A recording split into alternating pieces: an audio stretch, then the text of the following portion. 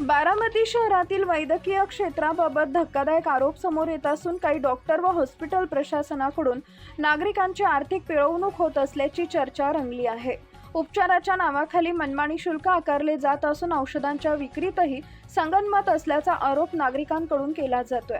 माहितीनुसार अनेक डॉक्टरांकडून रुग्णांना विशिष्ट मेडिकल स्टोअरमधूनच औषधं घेण्यास भाग पाडले जाते।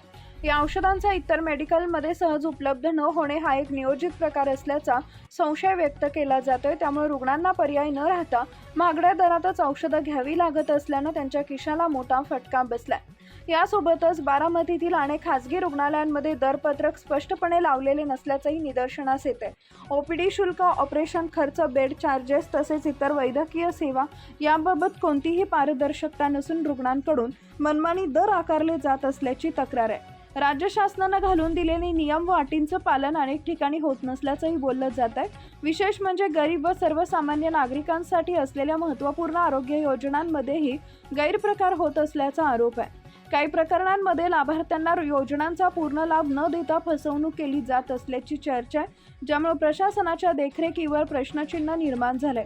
औषध विक्रीतही मोठ्या प्रमाणावर आर्थिक उलाढाल होत असताना सवलतीत औषधं देणाऱ्या काही नामांकित मेडिकल स्टोअरमध्ये विशिष्ट हॉस्पिटलची औषधं उपलब्ध नसतात।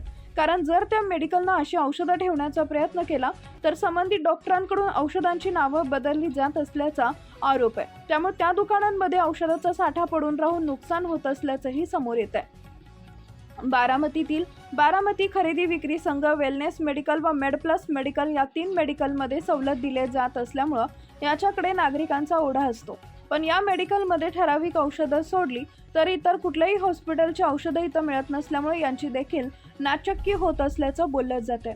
या सर्व प्रकारामुळे बारामतीतील वैद्यकीय क्षेत्रात नियंत्रणाचा अभाव असल्याची भावना नागरिकांमध्ये निर्माण झाली आहे। संबंधित प्रशासन व आरोग्य विभागाने या गंभीर आरोपांची दखल घेऊन चौकशी करावी व दोषींवर कठोर कारवाई करावी अशी मागणी आता जोर धरतीये। अशाच नवनवीन बातम्या पाहण्यासाठी बारामती वार्तापत्र चॅनलला लाईक करा, शेअर करा, सबस्क्राईब करा आणि बेल आयकॉन प्रेस करा।